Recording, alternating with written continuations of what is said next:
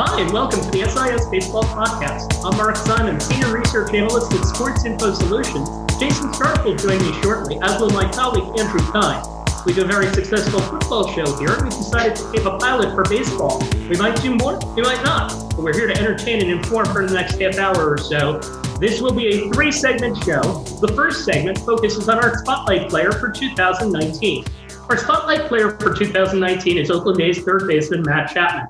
Chapman was the major league leader in defensive runs saved with 29 last season at third base. There are so many things to talk about with Chapman because there are so many things that he does amazingly well. Chapman was by far and away the defensive runs saved leader at third base. He had 19 runs saved more than the player with the next most, and that's Adrian Beltre, who's retired.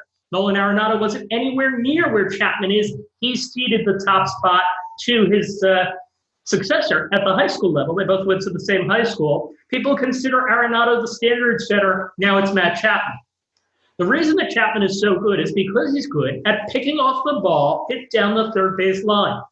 By our range and positioning system, he was 16 plays above the average third baseman. In other words, take all the balls that Chapman could have had that were hit down the third base line over the course of a season. He's fielding a lot more of those balls than Arenado or Machado or anyone else you want to throw out there. The plus 16 is the best rating for any third baseman on balls down the line in the last 5 years. That's a lot of volume that he's handling and a lot of success that he's having. He's got a howitzer for an arm. He can throw the ball across like a pitcher who throws 95 miles an hour. Now, there are other guys who can get to the ball down the line and make plays, but they're not as good going in the other direction. Chapman is. He's a net positive and a solid net positive on everything else. Adrian Beltre was at that level when he was a little younger, maybe 2006 or so. Arenado's not there. Longoria's not there. There's one guy who can give Chapman a run for his money. He's not even playing the position, though. Isaiah Kiner-Falefa of the Texas Rangers. Kiner-Falefa had similar numbers to Chapman in the minors. He has similar skill going in both directions, but the Rangers want him, at least for now, to be a catcher. So there's no one there that can give Chapman a run for his money. You may have seen it in the first 2 games of the season. Chapman handled a bunt from D. Gordon and threw him out. He made it look pretty easy. You don't get a lot of bunt defense opportunities at third base, but surprise, surprise, Chapman's bunt run save numbers were the best in MLB. Now, for those who still say to you, I trust fielding percentage over defensive run save compared to the newer metrics, those people, they're still out there, not as many of them now as there used to be, but tell them this. Matt Chapman didn't even finish in the top 10 in fielding percentage among third basemen last season. You want to say he's not good because of that? Come on. Lastly, I do want to touch on one improvement that Matt Chapman made as a hitter, 2017 to 2018, and we'll see if that carries over to this season. He got himself into considerably better counts at the plate. He chased a smidge less. He swung at pitches in the zone a little more. He increased his rate of plate appearances, ending with him ahead in the count by 6 percentage points. And he pounced on the pitches he got when he was ahead of the count. Look at how he did against fastballs last year. That led to the great offensive numbers you see. A lot of 2-0, 3-1 hits and fastballs thrown to him. Combine that with the outstanding defense, and you have a player that is as valuable to the A's as Mike Trout is to the Angels and Mookie Betts is to the Red Sox. Can you imagine if he gets better? He's one of the most important players to watch in baseball in 2019. Jayson Stark joins us now, senior baseball writer for The Athletic. We get to talk a few topics with him. We heard rumblings and read some articles that talked about Rob Manfred's interest in banning the shift. What's the commissioner's position on this? Has it shifted at all? Pardon the pun. And where does it currently stand? Well, Mark, I wrote one of those articles. In fact, I probably wrote the article in The Athletic that started this whole debate. And this is not dead. If you take a look at the Atlantic League, what's one of the things that they're trying this year? They are going to study basically banning the shift. 2 fielders on the right side of second base, 2 fielders on the left side of second base, and they're going to see what happens. And the reason they're doing this in the Atlantic League is just so many differing opinions about what would happen if you ban the shift. Then, for every theory about what it would do, there's a theory about what it wouldn't do or couldn't do, and worries about all kinds of unintended consequences. So they want to actually see it in action and go from there. Do the players not want this thing? Do the managers not want this thing? Is it as big of a polarizing topic as it seems? I think you can divide this into like three categories. There's front offices, managers, coaching staffs. They are offended that baseball would do this. You know, they feel like they're just using scientific information, just like in the NFL. If it's 3rd and 27 and there's 6 defensive backs on the field, there's a reason for that. You know, they're probably going to throw the ball, and that's they feel like this is the baseball equivalent of that. So they're offended. But when you say players is tricky because, like, if you polled hitters, I'm going to say about 99% would be in favor of banning shifts. So it's all they complain about. Pitchers, on the other hand, are really split on this. It's just incredible, and I'm sure you're familiar with this, Mark, how many pitchers only remember the 4 times that ball went through a hole that didn't used to exist and never remember all the outs the shift got them. So I think if they asked players, more players would be in favor than not in favor, but there's just all kinds of division in almost every constituency.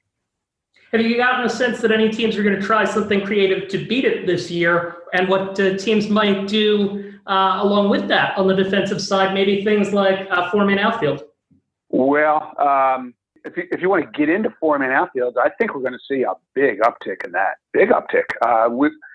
There were 8 teams that did it last year, and this spring, the Jays have done it. The Reds have done it. You're going to have double-figured teams doing it, and it could be half the teams in baseball, maybe more. I think this is going to be one of the big innovations of the year. Just so much data that pinpoints at least a couple of dozen hitters in the sport who are so fly ball heavy that teams are going to do this. The problem is, having seen this a lot this spring, as I followed around the Rays and Blue Jays in particular, is it's incredible how much open space there is on the left side, right? If you have a left-handed hitter, I feel like if a left-handed hitter bunted hard enough to the left side, he'd get a double because there's nobody within 150 feet of the ball. So that's going to be interesting. I think there are just certain situations you can't do it. You certainly can't do it with men on base. You don't have enough people in the infield to cover all the bases. Yeah, let's talk some things on the field quickly here. Is there a team whose defense you particularly like in 2019, and is there a team whose defense concerns you a bit heading into the season? I think the Cubs are a team I like. I know that the metrics are a little bit split on them, but it just feels like they catch the ball all over the field. And you're going to have Albert Almora playing center a lot more of the time this year. I think that helps them even more. And then the Red Sox, they're another team where the data's a little bit mixed. But as I watched them through last year's postseason, what really stood out is this is a team that makes the difference-making play every night. They play really aggressively.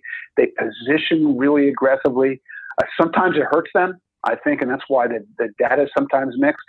But very intelligently outlined defense, and just the way they play the heck out of it is really effective. National League, yes or no? Is Bryce Harper going to have a good defensive season, or is he going to struggle like he did last year? I think he'll be better than last year, but I don't think he's going to be an elite defender. He's not going to play center field this year, and that is definitely going to help him. I think the other thing that I think clearly hurt his metrics last year was he was about to become a fairly high-profile free agent, right?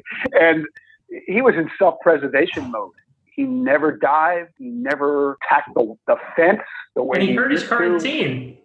He did. That's a good point. He hurt his team then. Yeah, that's exactly right. And I think he's going to play more aggressively this year. He used to play so fearlessly, and that wasn't happening. The one thing that I do wonder about is last year, I know the Nationals felt there were a lot of concentration lapses, and maybe now that's all behind him because he doesn't have to worry about his contract or his next destination or all the eyeballs on him. But I got news for them. There are going to be a lot of eyeballs anyway. Philly fans not particularly polite. All right, last question. You talked about aggressive defense. 5 defensive players, your favorite 5 to watch heading into this season.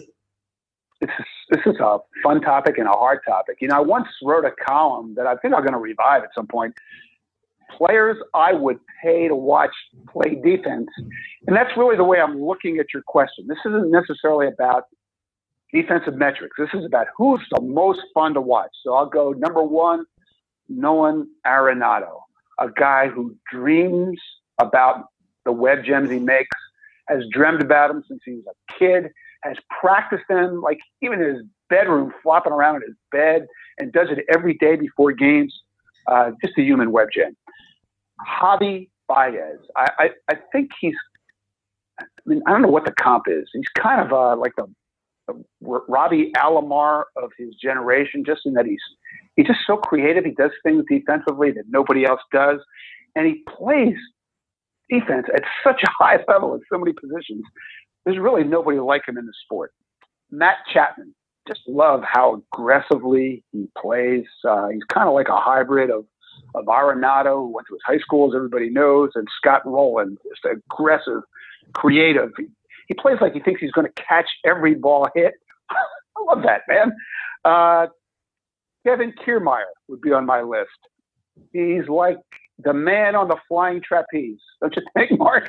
He's just incredible, the acrobatics and the athleticism and just the attitude that every ball hit is catchable, no matter what it takes, no matter what wall he has to knock down, no matter how far he needs to run, no matter how crazy the dive needs to be. Just plays with that fearlessness. It's great. And then the 5th one was so hard. I'm going to go with Francisco Lindor, but I had Andrelton Simmons, Mookie Betts, Byron Buxton, Kevin Pillar, healthy Josh Donaldson, all those guys on my list are just being fun to watch. But I love players who play with a smile on their face. That's Francisco Lindor. He just enjoys everything about every second on the baseball field, including the great plays he gets to make it short. So I voted for him, but I could have voted for any of those other 5 guys. 5 wasn't enough. A name that you didn't mention, I'm going to throw it out there just to add a wild card to the list. Harrison Bader of the Cardinals. I think look out for him. Yeah. And I thought about him too. This is my podcast. You can do your own segment after I'm done. Jayson Stark, thanks for joining us. Hope we get to talk to you sometime soon. Mark, always great to talk to you, man. Look forward to seeing you at a ballpark somewhere. I'm joined now by my colleague, Andrew Kyne, a research associate at Sports Info Solutions. We're going to talk about some new developments with our stats and have a little fun with the numbers. Andrew recently spoke at the Sabre Analytics Conference in Phoenix. We're always tinkering with defensive run save, working to make it better. We've made a nice improvement that gives us a truer measure of outfield defense. Can you tell us about it? Sure. So our DRS metrics are really built around how difficult it is to make plays. And we compare the likelihood of a play being made with whether or not it was actually made. And we do so by coming up with expected out rates on balls in play. And for outfielders, that's determined by how far the ball was hit, the direction that the ball was hit, and how long the ball was in the air. But we were curious about whether or not the outfield wall also played a role. And our research indicated a couple things. One being that in general, balls that are hit within 3 feet of the wall are converted into outs much less frequently than other similar batted balls that are further away from the wall. And secondly, we found that the expected out rates that our DRS systems use were, on average, significantly overestimating the likelihood of making plays around the wall within that same 3-foot margin. So who will this most likely affect? So it should affect players who play in front of large walls like Andrew Benintendi or Jackie Bradley in Boston or Gregory Polanco in Pittsburgh. It's worth noting that balls that are high off of walls, like if you can imagine a play at Fenway that goes really high off the Green Monster, those plays are already excluded. So we're really only looking at plays that are within reach. But those guys should benefit, and also possibly other guys who play in unusually configured parks where they have to contend with walls in areas where players in other parks don't have to. Certainly Cleveland would be another of those parks where the outfielders should see a benefit of it. How does this enhance our understanding of defense? Yeah, so there's really two problems when those expected out rates around the wall are overestimated. One is that when a player doesn't make a difficult play, then he's penalized too much. And the other side of that is that when a player does make a difficult play, he's not rewarded enough. So being able to properly estimate the difficulty of plays is really important for the system. And we think that we're improving that with this update. Our colleague Brian Reif also spoke at the Sabre Analytics Conference. He's doing research on outfield shifts, the kind of defensive positioning that you see for the extreme power hitters or the guys who don't hit the ball hard, and then the guys who hit the ball to the opposite field at extreme rates, like TJ LeMahieu, Joe Mauer, who's now retired. A lot of this work is being done for teams, so we can't tell you everything that we're working on, but we can tell you that the teams that do it the most are the sabermetrically inclined teams, like the Houston Astros, Tampa Bay Rays, certainly among them. Sticking with outfields, Andrew recently did an article for our blog, sportsinfosolutionsblog.com, on four-man outfields. Which hitters can expect to see them this season? So when I started digging into it, I really wanted to look at two things. I wanted to look at players who hit very few grounders to their non-pull side. So essentially teams can leave that side of the infield vacated, much like you see in regular infield overshifts. And I also wanted to look at players who hit a lot of balls in the air to the outfield. So your fourth infielder might actually be more useful out there. And the players who appeared near the top of those two lists were Matt Carpenter of the Cardinals, Joey Gallo of the Rangers, and Rhys Hoskins of the Phillies. Carpenter was actually at the very top of both of those lists, and he's certainly a big candidate for it. Gallo actually saw several four-man outfields against him last year. But I think the most interesting one for me would be Hoskins. The other two guys and a lot of the other batters who appear on these lists are left-handed, but obviously Hoskins is a righty. And overshifting righties in general is more difficult since you're leaving the right side of the infield open, and the first baseman can only stray so far from the base. So I'd be interested to see how teams use it against someone like him. Now, as someone who watches the Mets a lot, the player that I thought I would expect to see get that kind of treatment if the Mets were going to do it would be someone like Freddie Freeman, who kills them, who always hits the ball to the outfield against them. Are there any guys who were not on this list that you compiled that's in this blog that you thought that should have been on this list or that could have been on this list and weren't? Probably for me, it was Bryce Harper, because he was kind of the inspiration for looking at this. Given that a lot of the buzz in spring training was around him and that the four-man outfields were being played against him in the Grapefruit League. To be fair, he was still in probably about the upper third or upper quarter of players who fit that criteria, but he wasn't necessarily in that Carpenter or Gallo group near the top who you feel pretty confidently about where they're going to hit the ball. Separating sabermetrician from fan here, would you want your team to play a four-man outfield? It's hard to say. I want them to have all the benefit that they can. It's hard to say whether or not that it's actually going to be worth the risk. I think that's something that we're going to have a lot of fun trying to analyze. I think it's going to come down to how the hitters react. We saw last year when the Cubs tried it against Matt Carpenter, he laid a bunt down perfectly and he took the single. But at the same time, the players seem to be a little bit against that approach. Because they're essentially playing into what the defense wants them to do, and they want the hitters to be uncomfortable. So the team seem like they're confident that it's going to give them an edge and that it'll be worth it. But I think I'll be a little skeptical until we actually see it in action. If Bryce Harper or Freddie Freeman wants to lay down a bunt against the Mets or the Phillies, hey, let them. Two other things I want to tell you about. You might have noticed a few new columns on the Fangraphs leaderboards. They now list team shift runs saved on the team fielding page, and they list strike zone runs saved, not just for catchers, but for pitchers too. Team shift runs saved gives you a look at which teams are getting the most value out of their shifting. Some teams shift a lot like the Rays, some don't like the A's, but they both get a lot of value out of it because of the varying levels of how good they are at it. To be clear, this is from the perspective of, is the shift working to get ground ball and line drive outs that it should get? It doesn't factor in home runs. It doesn't factor in walks. It doesn't factor in strikeouts or such. It's just answering that one question. Strike zone run saved for catchers, that's our pitch framing metric. We do things differently than most people that measure that. We split the credit for called strikes among pitcher, catcher, batter, and umpire. The catcher and the ump get most of the credit. The pitcher gets a little bit, and you can see how that's reflected in the numbers on the Fangraphs pages. On the catcher page, this allows us to see who's doing a good job and who's not. Among the leaders last year, Max Stassi, Yasmani Grandal, and Jeff Mathis. Jeff Mathis was fantastic on the way to winning a Fielding Bible Award. He's now a member of the Texas Rangers. We'll see how much he improves that pitching staff. Nick Hundley among those at the bottom of the list. The easiest way to explain how it works is just to think of it as which catchers are getting both the pitches that they should get and getting pitches that they shouldn't get. Maybe the pitches that are a couple of inches off the plate. Those tend to be your top guys. Andrew and I each wrote articles on the SIS blog on those stats. I wrote about the A's shifting success, and Andrew looked at which catchers get the high strike. With that, I want to close the show. We're going to have a little fun. Back on a podcast I used to host, we had a segment called Ridiculous Question of the Day. We don't have any questions here. We have lots of numbers. So let's do a ridiculous number of the day. Andrew's up first. So I don't know if mine's going to be quite ridiculous as the one that you could come up with, Mark. But I wanted to tie it back to something that we just talked about.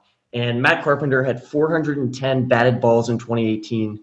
Only 9 of them were grounders or short liners to the left side of the infield. So when he put a ball in play, only 2% of the time was it going to where the shortstop or third baseman would traditionally be. And that's why he's a candidate to see the 4-man outfield. Matt Carpenter, guy who's going to bunt a lot this year, you think? I think so. All right, my ridiculous numbers of the day. Well, the manager of the Padres, Andy Green, once said that he learned everything he needed to know about positioning from one man. He watched that player excel at multiple positions without being flashy. He was just always in the right spot. He was talking about the current manager of the Brewers, Craig Counsell. Craig Counsell is the only player to record at least 20 runs saved in a season at both second base and shortstop. He did it in back-to-back years at age 34 and 35. No one's even playing at 34 and 35 these days. That's one ridiculous stat. Here's another. Counsell and Ichiro are the only 2 players to record a season of 30 runs saved in their 30s. The Brewers are making an interesting move this season, playing Mike Moustakas at second base. And when I try to evaluate, at first I thought, that's a ridiculous move. But I keep coming back to one thing. When it comes to defense, Craig Counsell knows what he's doing. And with that, we close out the pilot edition of the Sports Info Solutions podcast. Please let us know how we did. You can follow us on Twitter at sportsinfo_SIS, find us on LinkedIn, or check out our blog, sportsinfosolutionsblog.com. I'd like to thank Jayson Stark for joining us, my colleague Andrew Kyne, and our producer, Justin Stein. Enjoy the 2019 baseball season, everyone. We hope to talk to you soon.